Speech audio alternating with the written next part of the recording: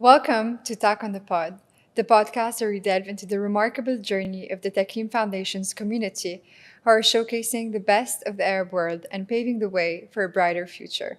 I'm your host, Andrea. Today, we have the honor of speaking with a true trailblazer, Micheline Nader. Micheline is a best-selling author, philanthropist, and healthcare entrepreneur who has dedicated her career to transforming the healthcare industry and empowering individuals to unlock their fullest potential. From her journey as a nurse to founding the Blue Dolphin Healthcare Group, Micheline's path has been anything but conventional. She has redefined success by focusing on purpose-driven leadership and using her influence to make a lasting impact in both business and philanthropy. As the co-founder of the Jesra Foundation, her work continues to uplift communities through health and education initiatives, both in the US and Lebanon.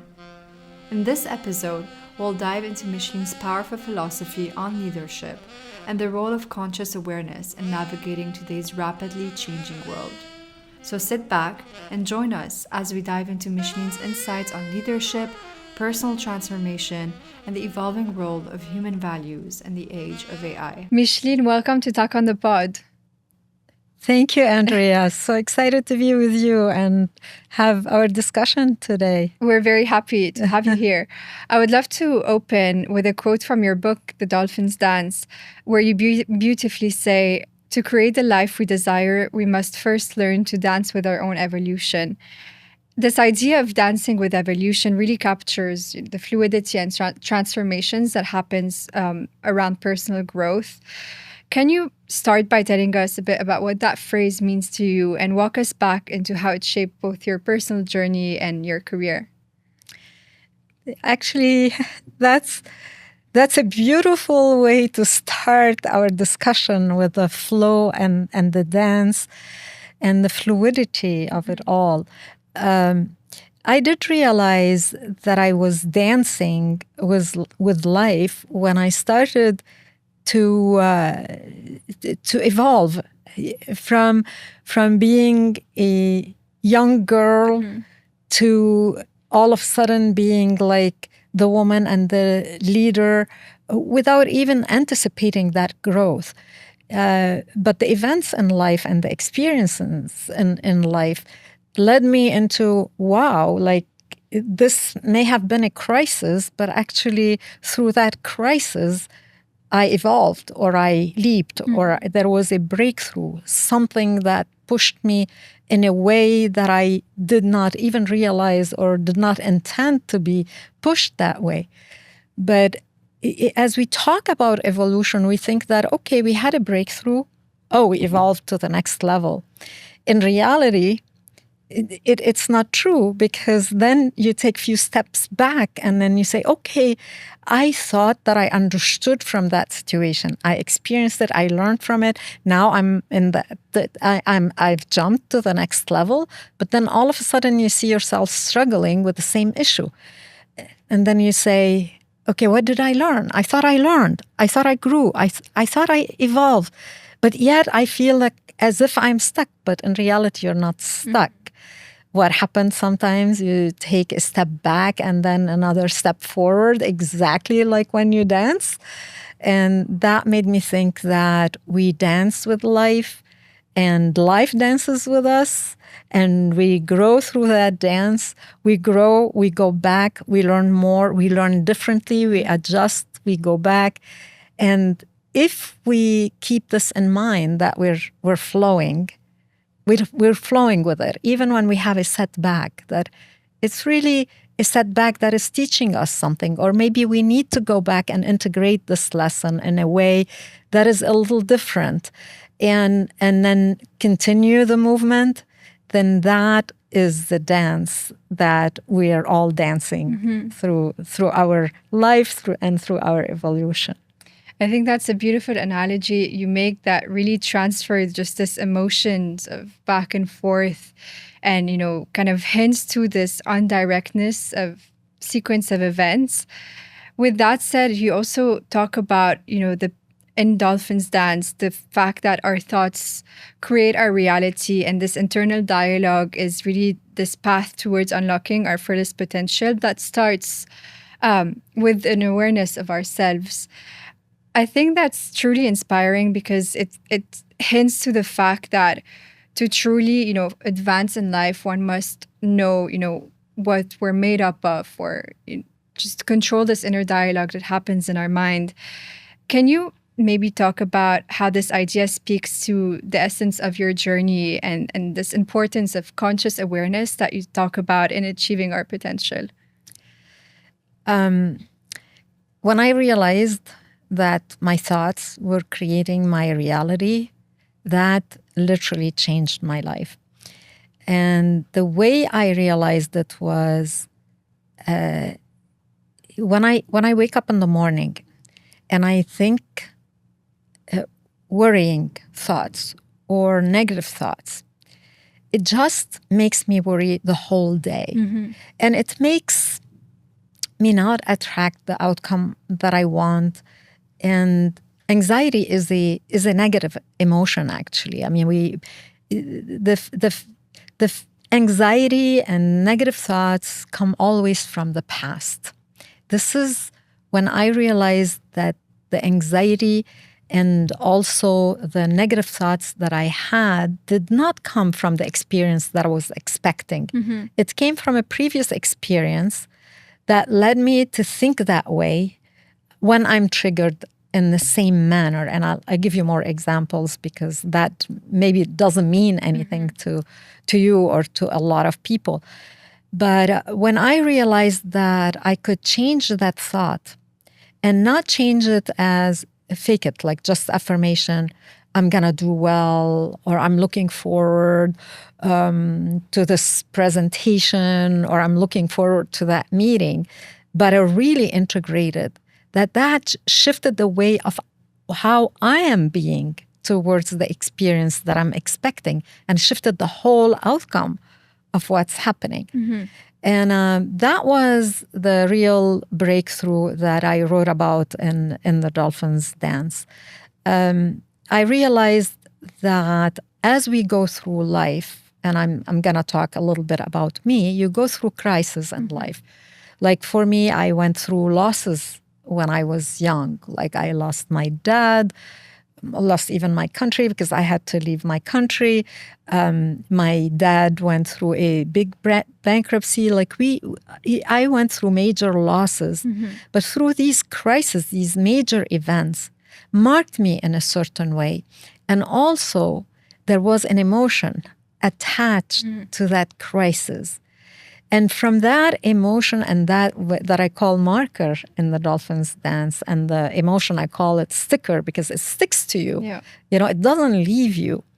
Then every time in my life when I went through losses, it could be like when I was an entrepreneur and I looked at my numbers and through the P&L, I saw that there was a loss. But the loss triggered me in the same way. But that emotion did not stop there. There was also a certain verdict that came with it. Like from that emotion, from that loss, came a certain decision that I said about myself. Through these losses, for instance, I noticed that when I was young, I was like, how am I going to make it without my dad? Like I was so attached to my dad. Yeah. So I won't be able to make it alone. And then whenever I had a loss, even when I grew up, it was like, how am I going to make it through this loss? And then the verdict that came from it was maybe I'm not enough. Maybe I'm not enough to be able to go through life alone without my dad. But that came without knowing it because it was in the unconscious. Yeah. And this is when I talk about conscious awareness. Like you bring you render the unconscious conscious to you through your self-awareness. So you're aware that this is not coming from this experience that you have in front of you, but this is coming from your past experience. So then I'll talk a little bit more about it. Then you have your strategy. Like, I'm not going to go through loss again. Then you want to prevent losses in your life, which is really unpreventable, right? Yeah. And then you have your strategy, and then you end up like burning your wheels because like you're doing more and more and more in order not to do that, in order not to go through the loss. But when you realize simply that this emotion and this thought comes from the past and it has nothing to do with the situation that you're going through, then you're able to change it. Because if you don't realize it, you're not able to change it. And then you could go through a burnout in your life not knowing what led to your burnout. And then if you change it in the moment, look what freedom you have, the freedom to be with a situation as the situation presents itself, to be with it in the present moment, and nothing else matters. And that's the freedom of the true self, and not the ego, and not protecting what you have or not getting too attached to what you have. And so that's what led me to create not only the Dolphins dance, but to put it in a pragmatic way, so people can have a tool for them to be able to transform and change that thought in the moment and create a better life for themselves. You know, it's super inspiring. And I think in listening to you talk, it's taking me to many instances in my own personal life where I had to really overcome what life threw at me and respond to it differently. And that's something that I would love to maybe dig in deeper, this attention that we have the power of. I think, like you mentioned, we cannot control the crises that life throws at us, the losses, the challenges, the obstacles. But what we can control is the way we react to it. And, you know, there is this, fake it till you make it, or tell yourself a bunch of affirmations. But what's that shift from talking to ourselves to really embodying our thoughts in order for them to actually actualize? And, I think it's mental strength is something that's a bit not highlighted when it comes to properly leading. And to be a successful leadership has to come from a point of being the better example. So how do you carry that challenge of, doing the work on yourself, but at the same time being a guidance to others? So here we have to unpack these two questions. That I'll go back to the first one, and the first question was like, fake it until you make it, or embodying really the belief. Yeah. So fake it until you make it is not totally bad, because like you're constantly telling yourself something positive and shifting from the negative to the positive. But where is not happening? Where is like you could continue talking to yourself and it's not happening? And why is that? It's because if you don't believe what you're telling yourself, then there is a conflict between what you're telling yourself and what your belief is. And really your brain doesn't know what's what. Your brain will react to really what you believe in, because this is your attractor. Your attractor is what you believe in, and really not what you fake through life. Because your brain, and sometimes if your brain does not get the clear message, it's conflicted. Yeah. Like I could give you an example. You absolutely want this, and that was like one of the ladies who participated in one of my workshops. And in her 30s, she got offered this beautiful, beautiful job that took her to travel everywhere. Back then, she wasn't in a relationship. She wasn't even married, and she didn't have kids. And she longed for that job. She turned it down. She turned it down because she said, I want to be in a relationship, I want to get married, and I want to have kids. And traveling is not what's going to be the best for me. So this lady is now in her 50s. She's not in a relationship. She's not married. She doesn't have kids. Yet she turned down her dream job. So what happened back then? She was conflicted. What she believed in and what she was saying were totally different. She said that she wanted to be in a relationship, and she wanted to be married, and she wanted to have kids. Yet her attractor was to be successful, and successful beyond and traveling. And she kept being conflicted that affected both until at the end she gave it up and she said, I'm going full in what I want. And life is like this. It's like starts with your intention. And if you're clear on your intention, then life would know that this is what you want. And your brain will know. And your mindset is the biggest executor of all. The biggest, when we talk about manifesting, actually it's your mindset, your belief system that is the biggest, executor, I feel. And the manifester is your emotions. So when you align your mindset with your emotions, with what you want, then this is where you embody what you really want and you create it. You become it. So life is not about what we want, but what we are. That's beautiful as well. Except if what we want is really aligned with who we are and what we really believe in and what we've integrated and embodied. I would love to turn the focus back on you. I think you beautifully, capture this whole dance with life and with our mindset and this inner dialogue. And I want to focus a bit about, how that served you into all the obstacles and challenges you had to overcome in order to build this life that you live today. Starting with the beginning, what initially drew you to the healthcare industry and what inspired you to, go through the path that you took into a leadership role in this field? So I'm like many people, as I was growing up and when I was like 16, 17, I didn't know really what I wanted. Right? All that I knew that I lost my dad and he was really sick at the hospital and the nurses and the doctors gave him like really very good care. And I felt like, I want to be a doctor. I want to be a medical doctor and I want to find a cure for cancer. It was like that. But so this is where I started from. It wasn't like, the deep longing to be in the medical field or in the healthcare field. It was like, okay, that's what I want to do.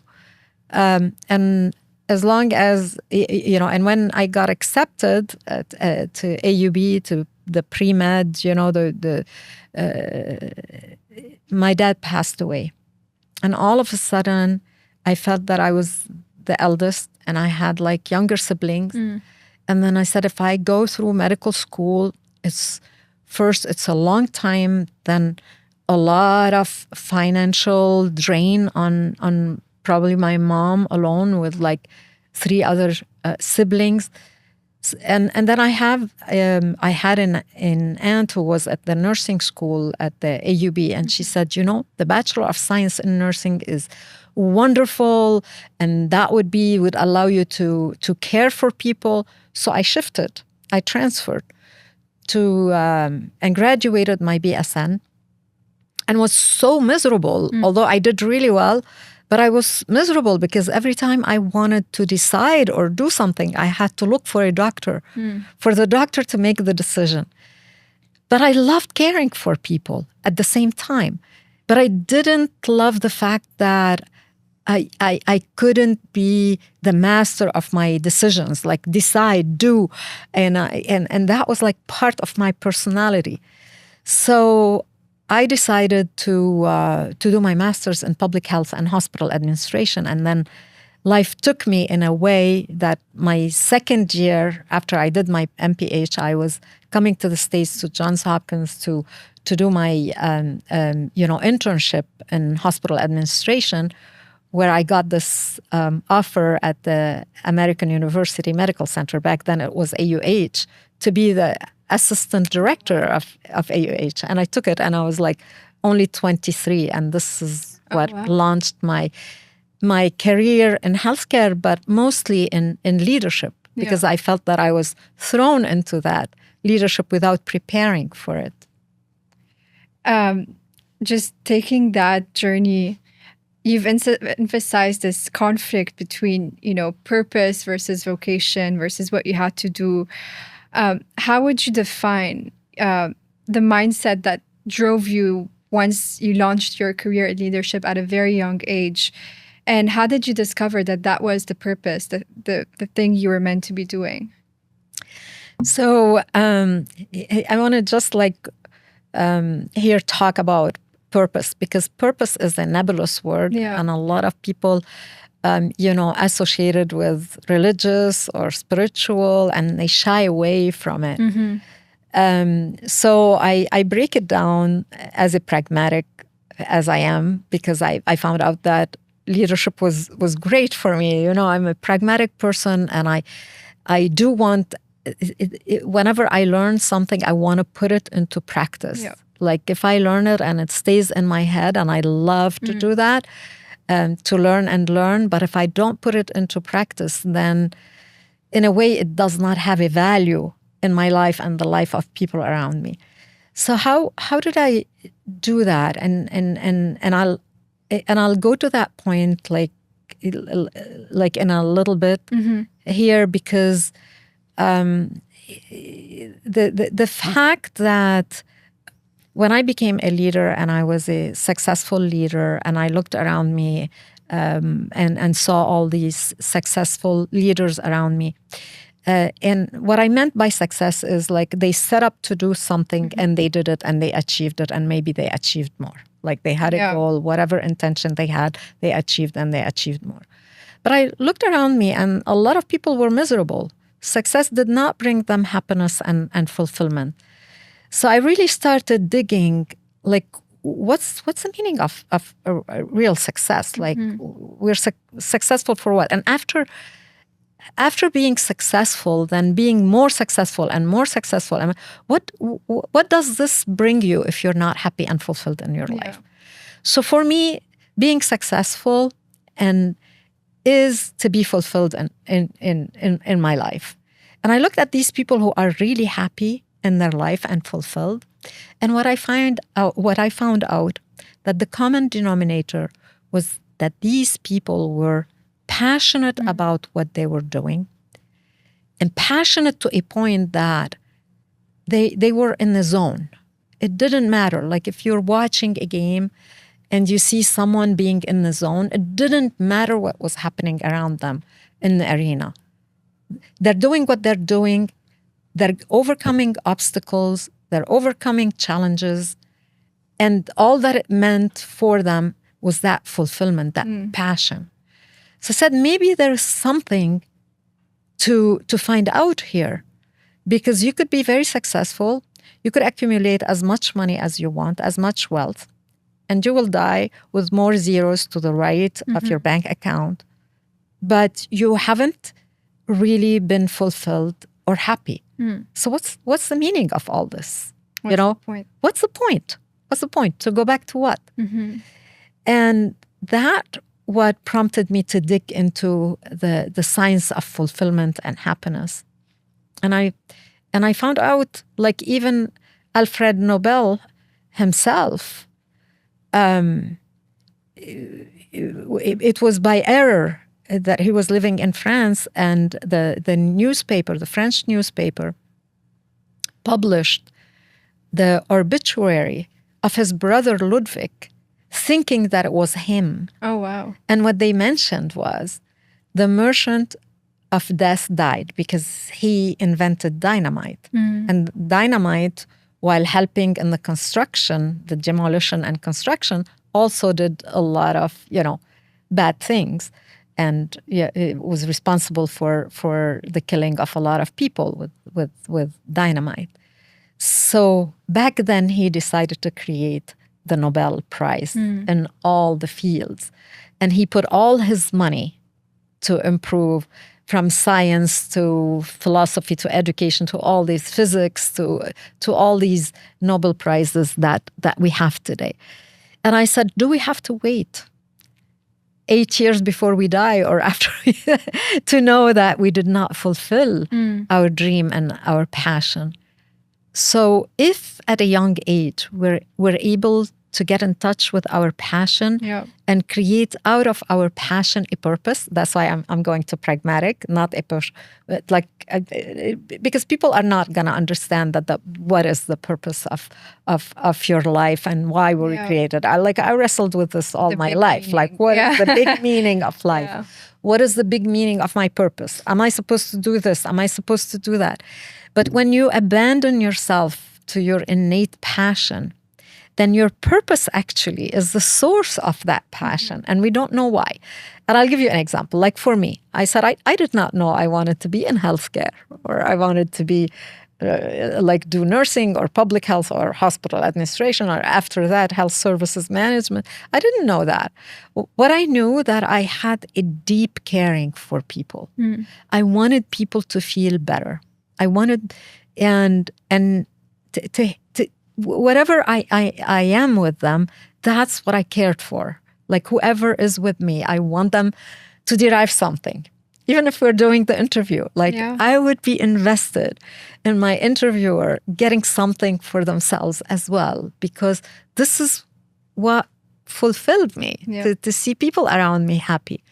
So at first, that passion expressed itself through taking care of people, as a nurse, then as a hospital administrator, then as, an entrepreneur, creating those long-term care for seniors and having them happy. Yeah. And after that, it was like elevating the leadership of my company, my leadership team. And I found that this what made me happy and fulfilled. So was this my purpose in life? Yes, I was able to discover it late in life, that purpose is like this flowing all through what you have done. But if you were passionate and you were all into what you do, your purpose is expressing itself. Now, does it help to have a personal mission statement and to clarify it and to put it on paper? And you say, I know that my innate passion and talent I discovered late in life was to take all these big picture and demystify them and render them so pragmatic as tools for people to use and get better.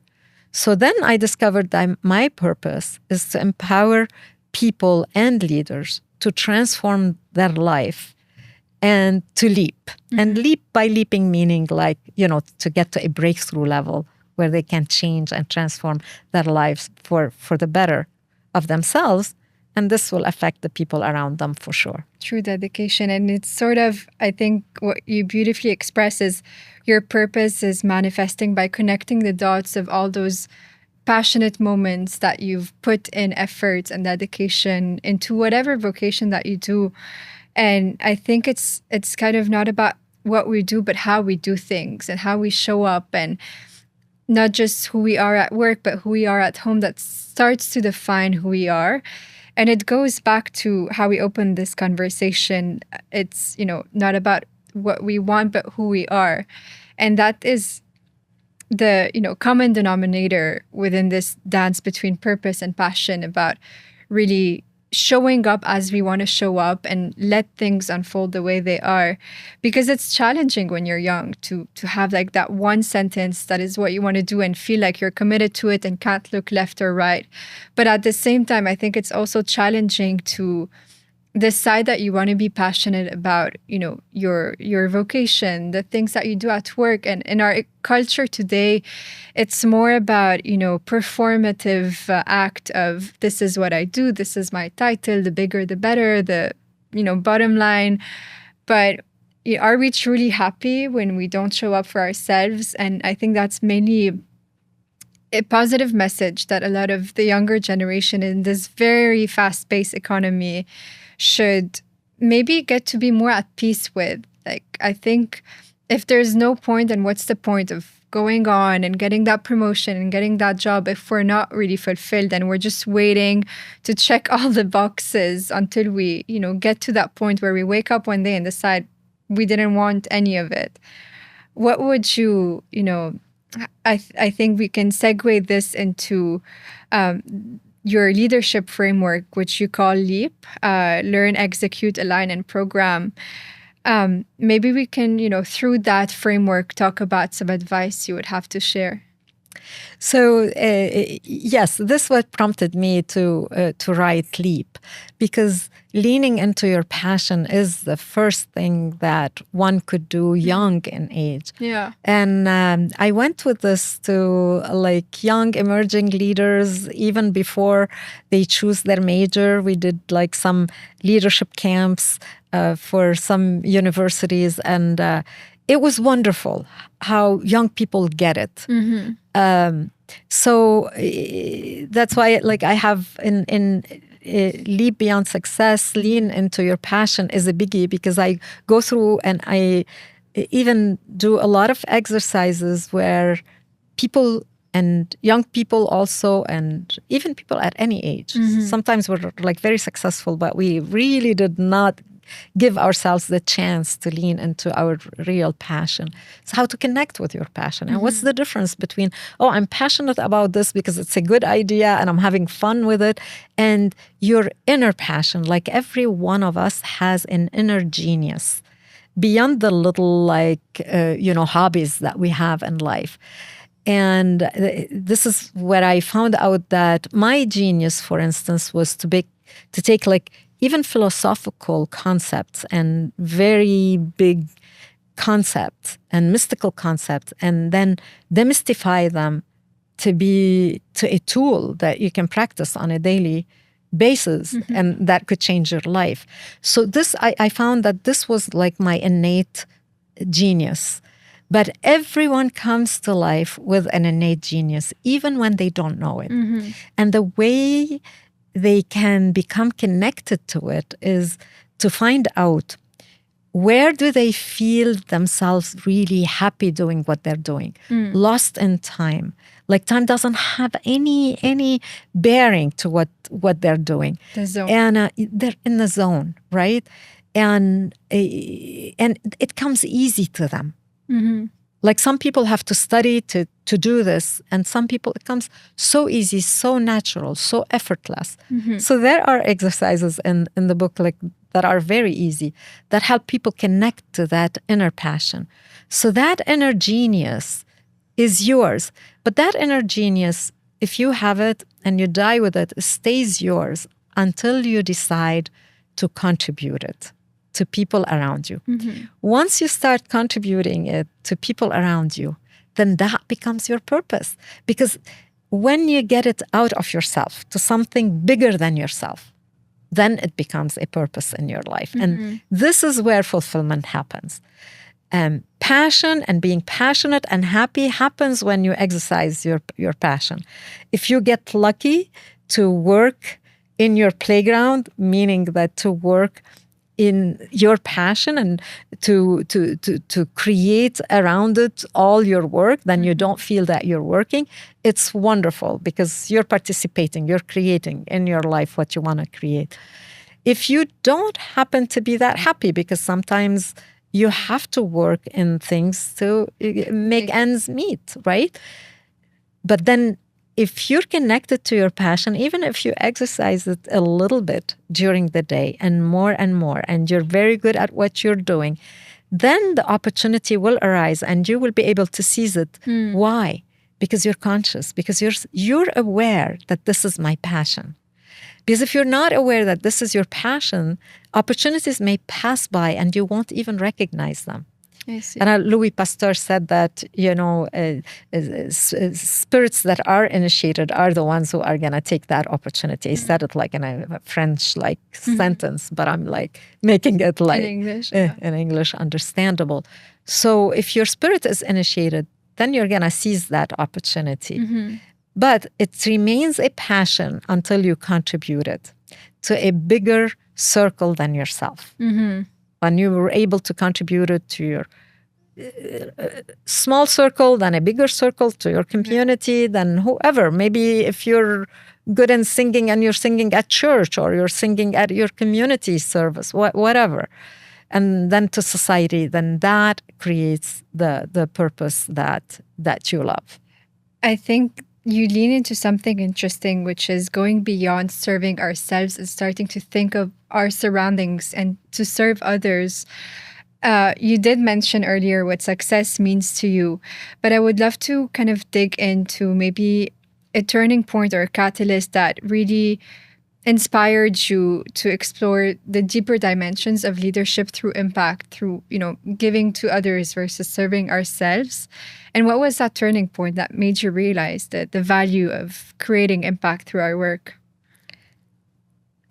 I mean, when I went into long-term care, it was after my grandma died, and she died in Lebanon, and I didn't have the chance to see her. It was during the war, and I was in the States, and I was in France even, and I wasn't able to get to her. No, I was in the States, and I decided that the opportunity arose. I didn't decide. The opportunity arose, but I really felt that longing. I wish I could have been with her, and I loved my grandmother a lot.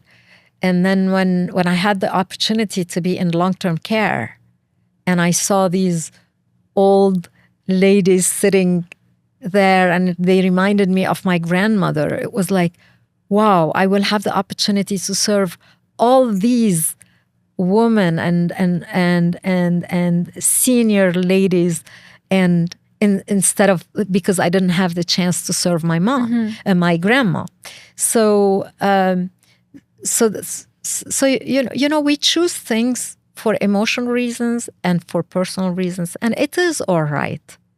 Your mission statement is going to change all your life, because I was in hospitals before, and then shifted to long-term care. The opportunity arose, and I did great with long-term care. Like every single person I was serving was reminding me of my grandma or my grand. So it doesn't matter how you express it, but you're expressing it. So the shift was first to be able to serve others. The second big shift happened, of course, when I created an impact for the seniors. In hospitals, when you created an impact like of efficiencies and good managements, for sure. But I wasn't yet really deeply connected to that impact until I started with long-term care. And when time was rough for long-term care, I wanted to create the perfect environment for them. I remember when I took my first project, and it was through university, McGill University in Montreal, in long-term care. We had moved from France to Montreal, and I was interviewed by McGill. They wanted to create like a long-term care, like a top-notch facility with Alzheimer's research, and they interviewed me, and I took it. And I had no experience in it. And this is where I told you that sometimes it's an impulse. Yeah. It's an impulse, but you're still like within that passion of yours. Then I went back home and I said, oh my gosh, what did I do? I don't know anything about long-term care. And it was like an empty, beautiful building in Westmount in Montreal. And the founder and the owner said, okay, this is yours. You develop it, you develop the programs, it was an empty building. You develop everything. And we had just moved to Montreal, that I did not even know the health system in Montreal.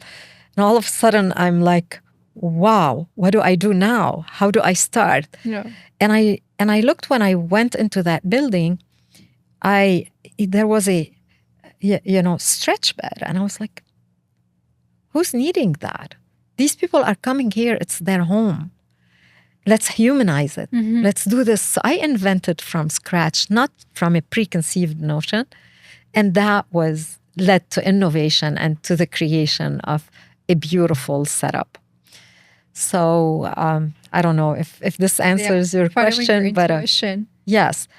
But then it impacted the life of these people. And this is what happened when I started like owning my own in the United States.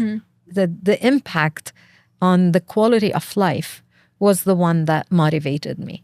So it wasn't, of course you have to be successful, and don't get me wrong, like you have to be successful. If you're not successful, you're not going to be able to innovate and to have the funds to do more. You have to get, execution is very important. That's why the second E of LEAP, the framework, is execute from your purpose. You have to be able to execute. You have to be able to have your goal, to have a framework of success by design, to have your KPIs, to have like your big, hairy, I call it the BHAG, audacious goal, and to be able to execute in order to be successful. But to go beyond is success for you doesn't mean anything if you don't bring people around you, if you don't have the impact on the people that you're serving, if the people you're serving are not happy, then what does this mean? For me, it meant nothing. It did not lead to fulfillment. And I could tell you, maybe to 95% of the people, if they really think about it, and the leader, and they get in touch with their humanity, they will find that fulfillment is when they contribute this to the betterment of people around them. It's easy to be blinded by, the titles or the financial milestones when thinking about what success means in the age and day and age that we live, and to maybe focus on the age that we are today. We're really leaning towards a much more digital era that is reshaping the way we've done mostly everything. And you have your new book, Leap Beyond AI, that you just launched about a few weeks ago, that really captures, your trajectory and how you were able to have some takeaways on leadership in the traditional matter, but you really try to focus how this digital era is, balancing with humanity, that point you made earlier about the humanizing aspect and reshaping leadership. You've stated that the wisdom of traditional leadership can teach us much, but the evolution of the digital era demands a new kind of leader. From your experience, maybe we can bridge that gap between old and new and talk about how this traditional experience through leadership, what it taught you about the world, and maybe how you see it evolving as we leap into a more AI era. Yes, absolutely. That even in Leap Beyond Success, before I wrote that was published 2 years ago, before Leap Beyond AI, I did mention that traditional leadership was not enough for our evolution, because we had to deal with the pandemic and a lot of things, and we noticed how important was leadership and to leap through leadership, because we're all connected. Like a case in Wuhan or in China has affected the whole world and crippled us, and until now we're dealing with the COVID-19 and probably other infections and new infections that will surface. So leadership is very important. But as Leap Beyond Success was born, also was born the ChatGPT.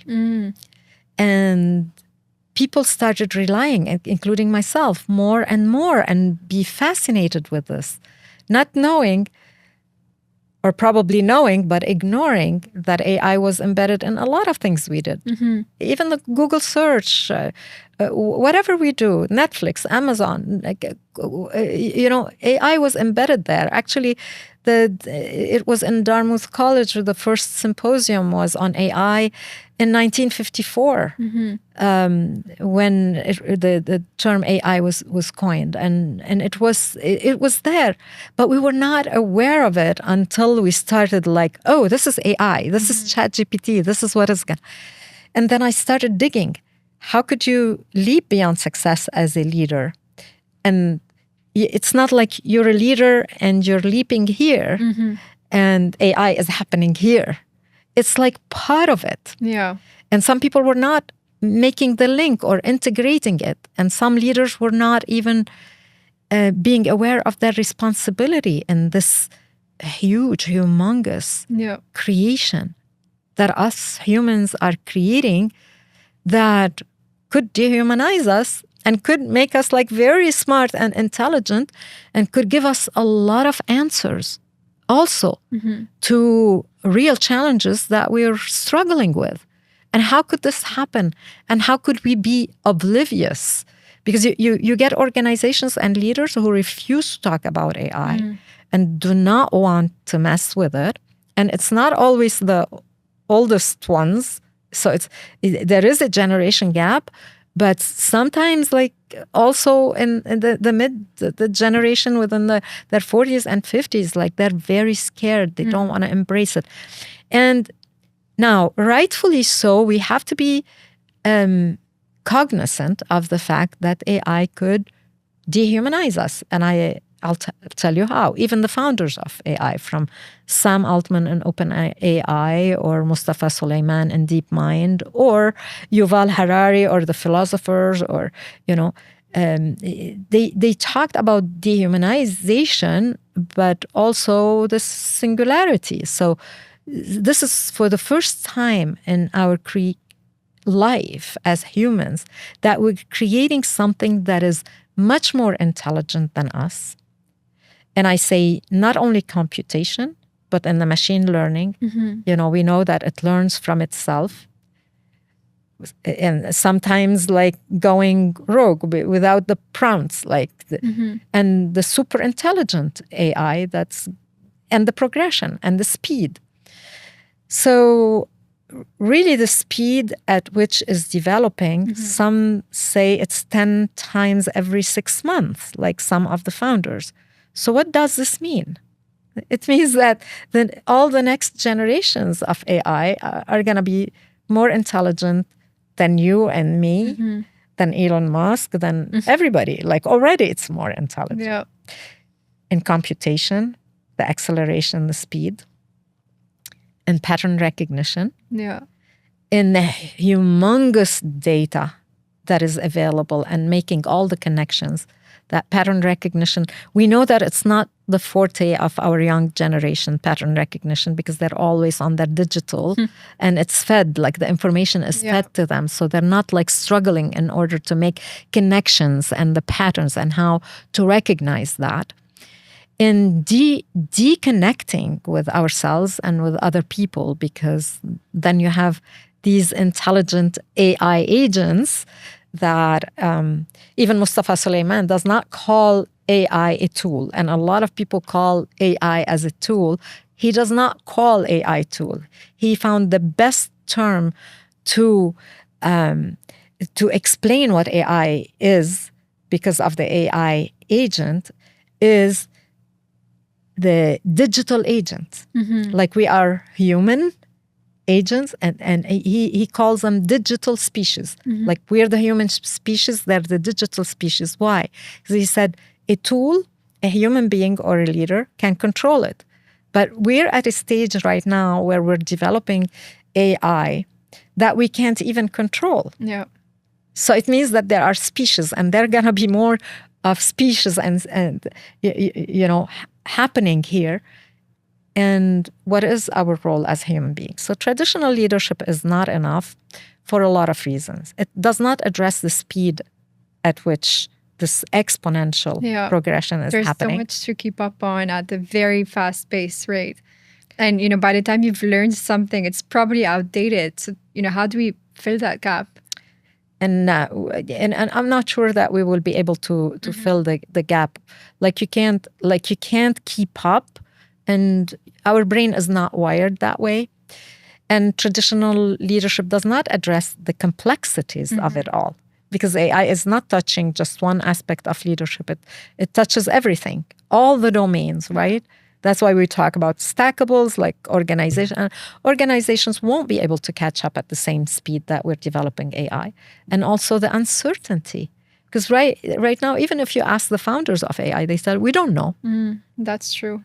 So that's why the traditional leadership won't. But what the traditional leadership has taught us, that the most successful leaders are those leaders who have empathy, who have compassion, and that emotional intelligence is very important, is a treasure that we have to hold on to. Yeah. And how to bridge the gap So we have a lot of questions, but leaders have to be aware of these questions. And leaders have to take the lead. Yeah. Because like, what's AI today? We understand that AI is this super intelligence, going to continue to learn from itself. And as long as investors and people who want to have like, not only investors who want to have more money and more things, but also to get answers for a lot of challenging questions, global questions we're going to tap into. But AI today is about leadership, how to lead AI into the next phases. So you've mentioned the importance of preserving our human values as we, bridge traditional leadership with this technology age. How can we stay grounded towards maybe our own human journey, but living in a technology era? That's a very important question. I feel that the digital bombardment, it's like you're bombarded by everything, That's right? true. Digitally. Our brain is not wired that way. And we have to preserve our wellness. Mm-hmm. So we have to consciously know that this is too much. And not only have rest during the day, but also go back to sitting quietly. Mm-hmm. Like if you don't meditate, don't meditate. But meditation would be great because like you quiet your mind. Even if you take like 10 minutes in the morning, 10 minutes during your lunchtime, just like sit and relax with no noise, no cell phone, no digital anything, no thinking. And in the evening is very important, or else like we're not wired the way AI is wired. Like our net, the network, all the neural networks outside, and our neural networks inside our brain, the circuit will be like the fuses. We're not created that way. Mm-hmm. So we have to recognize that probably we created something that us humans cannot handle. Then we have to really get digital detox. Like I call it digital detox. Like for me, I decided that in the evening from 8 to 12 is my digital detox every day. That's it. I disconnect. Some people have to go back to the Sunday for the Christian, the Saturday for the Jewish, where like the Friday for the Muslim, where they stop and they have this day off. The rest. So we have to have a resting day and create more wellness. Mm-hmm. Exercise, all the things, like sleep well. And it's not easy to sleep well with everything digital that is ringing around you, right? Even I used to meditate more in the morning. Now I have my music on my iPhone. So what happens is I forget to turn off the notification. Even if I'm meditating, then I'm getting like Siri telling me who's sending me text and what are my emails and all this. So we have everything now on one, handheld device. I used to have the small, iPad, the pink one, the Apple one, and no notifications, nothing. And then with this acceleration of getting emails and people expecting this, like right this moment, right this minute, and getting answers right away, we're becoming impatient. So we have to really be conscious that wellness is important. But not only that, I say align mind, body, and AI with wellness. So when we create AI, we have to create AI as a human-centered AI. And this is leadership. Like we have to demand from the programmers, from whatever platform that we're creating, that it has to be human-centered. And then what's really important for our human intelligence is not to over-rely a lot on AI. It's good to use it and to use it properly. But if you use it instead of your brain all the time, you're over-relying on it. So what happens, these skills are going to fade away. You're going to lose these skills. And so for us to know where to rely on an AI and to interrupt that circle. And the next thing is experience. Nothing will be worth the experience. The experience of you and me sitting here instead of like just having the digital experience. Like last week, it was an AI agent researcher who was now like found this great research, and now they're gonna put the name of the AI agent for a Nobel Prize. You know, do I have something to say about it? Am I a little skeptical? Look, we want to use AI for research because, I mean, the capacity of AI to get us like answers for research, for tutoring, for education, for healthcare, for everything is humongous, and we need to use that. And we have it. Why not using it? But should we as humans like know what we're researching and what we're turning and understand it and integrate it? Yes. Or else then we will be the species that is less, and AI would be the super intelligent species, and we won't know what the AI agents are creating because we won't be able to control it. So this is where we will be more dehumanized. So the experience, the control, and why we want to create something that is constantly more intelligent than us that we don't control. Like we have to have a say in that, in our governance, right? I love how you kind of mesh that control with reclaiming what makes us humans in the first place, and maybe going back to the analog practices that made us all too well, you know, the qualities that we have today versus just fully relying on technology to guide us, to teach us. I want to focus a bit about just, you know, reflecting on your journey. I think you've seen all the technology shifts happening as you were blended into the workforce and took on those leadership roles. What personal practices or mindsets helped you navigate all those changing times and adapting into a new era and, you know, staying resilient in the face of it all? You know, you're a humanity. And when I talk about conscious awareness, I really mean it. And I don't talk about it as a nebulous word of conscious awareness. Like, I know there is this big C and A of conscious awareness, but I talk about it as bringing consciousness and awareness to what we do, to everything we do. And what does this mean? Even at work with your leadership, to be aware that if you're introducing a certain technology and it's taking away from the human aspect of connection, because you have to, because it's like, look, when we moved, let's say, I give you an example in, you know, the medication, the unit dose, where the nurse does not have to like go and dig and get every medication for the patient, but to get it right from the pharmacy label. Well, the nurses lost also the information about the patient. Why is this patient taking this medication, like the heart? What is wrong with the patient? So dispensing the medication and just giving it as an act became... It dehumanized also this process if the nurse did not go back and study her patients really well. So what did you have to do? You had to create meetings where the nurses pass on the information and talk about the patient as a human and what is happening for this patient through this.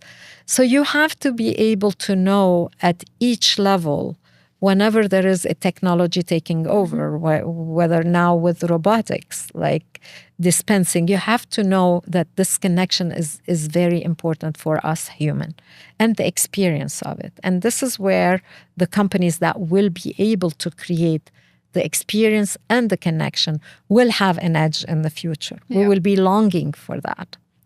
So that was an important aspect. The other aspect is that you have to know that you're connected with other humans. Yeah. You're not living in a world by itself. Whatever you do has an impact on others, and to be cognizant of how you're doing it and how you're affecting the people around you in the most positive way. And why do you want it to be positive? Because if you affect it negatively, it comes back to you. It's like we're all in the same marasmus together. Yeah. So whether you're not doing it only for the other person, but you're doing it also for yourself, because it brings you the connection, it brings you the fulfillment. We're all connected. And this connection is a valuable thing that I've learned throughout life. Reflecting about your lessons, I would love to touch upon your identity and your Lebanese roots, and kind of how we started this conversation about your upbringing in Lebanon. You have a deep understanding of both Western and Middle Eastern cultures, and you've bridged different cultural words throughout your career.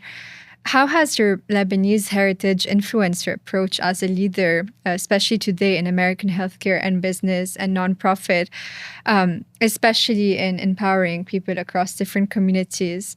And maybe talk a bit about, your own cultural awareness and your journey as a leader.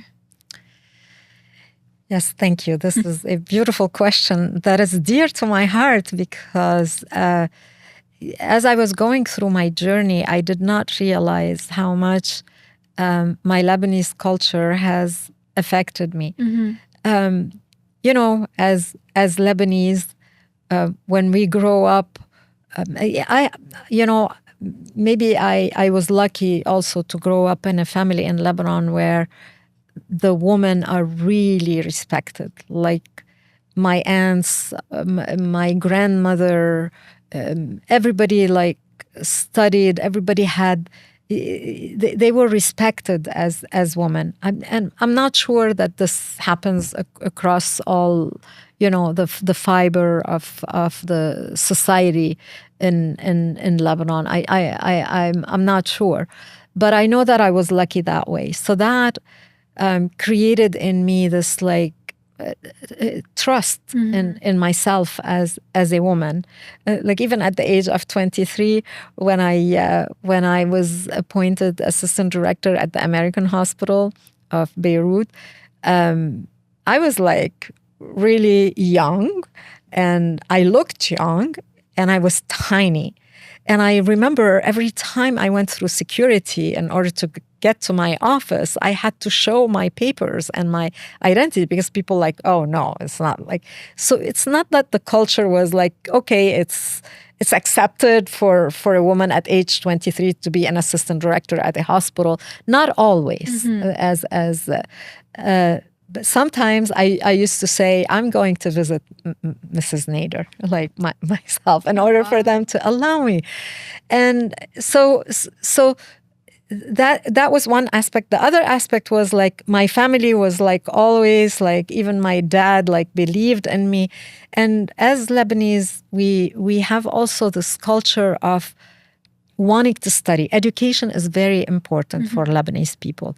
And now it's not a surprise to me, because we know that some of us Lebanese are Phoenicians, and with the DNA it is proven that we're Phoenicians. And the Phoenicians are also the ones who created the word, the alphabet. So education is very important, and Beirut is a hub of culture. In any studies, cultural studies, religious studies, languages. So that was something that was in me. I love education, to know more and to be more. And in Lebanon also, there is this belief that you can escape your cultural strata or by education. Everyone wants to be a medical doctor, an engineer, something, and it opened doors for them. So that Lebanese culture of not stopping and going, that was great. The generosity of the Lebanese culture, and also the grace with which we welcome other people in our life is beautiful. This is something that I kept with me. Where the West was a much of help to us Lebanese is the discipline, is the, being in countries where there is a certain structure to the country helped us also as Lebanese people, and to me, to succeed and to fulfill also our dream in a way. In talking about that approach to work and to life, that our values as Lebanese instilled in us, I think we give a very big importance to the mother, the head of the family in our culture. And you raised your family in this side of the world. Women do a lot, and not only in our culture. And they assume a lot of responsibilities as mothers and wives, and at work, and they're not always recognized in the different roles. It's assumed that you're a mother and you have to do that, or it's assumed that you're a wife and you have to be present at all times. I mean, the society is shifting. And we're moving from that patriarchal society to a more cooperative, I think, society, which is beautiful as well. But as a Lebanese, I wanted my role as a mother. I was wanting to do all at the same time. I did give up when we were in France, big positions, because I did not want to totally travel, and then but I had also big assignments and positions as well, where I traveled, but I would travel for 2 weeks at a time, and I would juggle that with my husband not having to travel back at that time. So you juggle a lot, and so women right now are more into shared responsibilities, which I love, but also as a woman, especially in the age of AI, I'm really cognizant that women have to be in touch with their intuition. They are intuitive. We're open to that intuition even more than men. And we have to be in touch with that intuition, because this is something that AI doesn't have. And we have to develop characteristics of us as women and humans that distinguish us from the digital age, and at the same time use AI to facilitate a lot of our work in order for us to be free to explore these dimensions. So women have a big role, and I feel that woman leadership is really big, especially in our part of the world. For the Middle East, the MENA region, for stability, I think women will struggle more sending their kids to war than men. And I feel that we should use that about women. Women leaders and leadership should be encouraged. And we're heading towards a time and an age where a lot of characteristics of women are going to be more and more needed and more valued. And the sensitivity to be able to sense systems around us. Yeah. This is another faculty that we may be losing with the age of AI in terms of leaders. And to be able to sense the field, women have this faculty. So I really want women to know that they have these powers, and it is within them to develop them and to stand for themselves. And I really would love for women to stand for women, which sometimes was not the case in the past. But I feel that there is more and more women standing for women. Definitely a paradigm shift over there. I would like to shift to your place within Taklim America. You've won the Lifetime Achievement Award and currently serve in the board of directors of Takrim. What drew you to the organization's mission? And maybe how is your work with Takrim really shifting your perspective on the importance of, the Arab diaspora, highlighting and amplifying the voice of Arabs around the world? So for me, when Ricardo interviewed me and then he approached me to be on the board of Takrim, I did not know really what they did, except that I was fascinated by his sentence to recognize unsung heroes in our societies and the minorities. And he said, we talk a lot about like wars and things in the Middle East, but we don't highlight, enough their achievements and the unsung heroes. And for me, it was a great mission to do this because I believe in the goodness in the world. I believe in the goodness in every single society. And the more we tap into the goodness and we shed light on the goodness, then the bad aspects of that will disappear. All that we have to do is to be a beacon of light and shed that.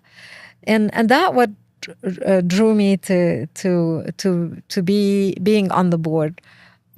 Also, I was fascinated by the Lebanese diaspora in the United States. Well, throughout my journey, I wasn't very connected to the Lebanese people or the Lebanese diaspora. Actually, I feel that my journey was like the hero's journey of Joseph Campbell, if I may say, where you leave your roots, you leave your country, you don't want to have anything to do with it. Then you go through your journey, you go through your crisis, you learn from the crisis, you get all these lessons, and then you grow, and all of a sudden you awaken and you want to go back to your roots and help out with that. And I always say this is what happened to me. I wasn't connected, and all of a sudden, just before I met Ricardo, 2 years before, I started wanting to go back to my roots, and I helped with Save the Children through a big project for Lebanon that I considered big, and it was fascinating project, and it gave me a lot of fulfillment. And this is how I reconnected and connected with Ricardo and started wanting to know more about this. I did not know anything about the Arab diaspora, and this is, I feel, it's Ricardo's, forte. He knows the Arab world, and I was also fascinated by the people that we honored at Takrim to know more about what they do and their journey. And this is really helpful. It's helpful. It's helpful also for the new generation to know that, you know what, we could do that. Yeah. At first, when I used to be honored, I was like, I don't want to be honored. Like, why is it me? Like, I don't want to feel like going on a stage and say, why am I recognized and not this person? And this person is more deserving than me. It's always this feeling. And until now, like, I don't like that. But then when they tell me, look, they want to hear your story because you could be a role model for someone who is exactly like you and who wants to be and to be encouraged by your journey. And that's what it is. To just shed light on the unsung heroes and their journey and what they did in order for them to be where they are. And not only to be successful, but for Takrim, one of their criteria is to give back to either their communities, whether their communities is here or in Lebanon. And that aspect is fascinating to me. Micheline, I would love to start closing out with a few rapid fire questions that you can answer in a word or a sentence. What wisdom would you share with young entrepreneurs, specifically from the MENA region, who are just starting their journey and want to feel inspired about the possibilities? Believe in yourself. Connect with your passion and go for it. Nothing should stop you. And if something is stopping you, just be aware enough to go get the tool to become unstoppable. If you can share a lesson, or a key lesson from your journey in work, in leadership, in personal development, what would you want it to be? You're as good as the people who you're working with. So surround yourself by people who are good, attract them and upskill them, and invest in the human power. You're as good as this human power around you. What is a tool or practice you can't live without? I personally cannot live without meditating in the morning, at least for 10 minutes, and closing my day with the lessons learned and the gratefulness, like being grateful to what the day has brought to me. And know that even the days that bring hardship, there is a big lesson. And if I'm just sleeping with the feeling of, oh, I didn't achieve much today, or that was a silly day and I don't feel good, then to just listen to myself and see, what is the day trying to tell me? What is the learning? Because the juice is not by just judging what happened. The juice is by learning from it. And finally, what is a motto or a phrase that you live by? Just be kind. I mean, all that the world needs is kindness. Just know that everyone has a chip on his shoulder or her shoulder. And beyond what you see, even when you meet the nastiest individuals, there is something that they're struggling with. Be present. And then be all in, like be in the present moment. Be all in with the circumstance and with the people you're with. Like, give it all. I think that's a beautiful note to end the interview on. Micheline, I would like to thank you so much for being so honest and real with us today and joining us on Talk on the Pod. Thank you, Andrea. You're amazing. You also create the space for someone to be. And for that, I'm really grateful for you and the podcast, and Takreem also for what you do in the world. Thank you so much.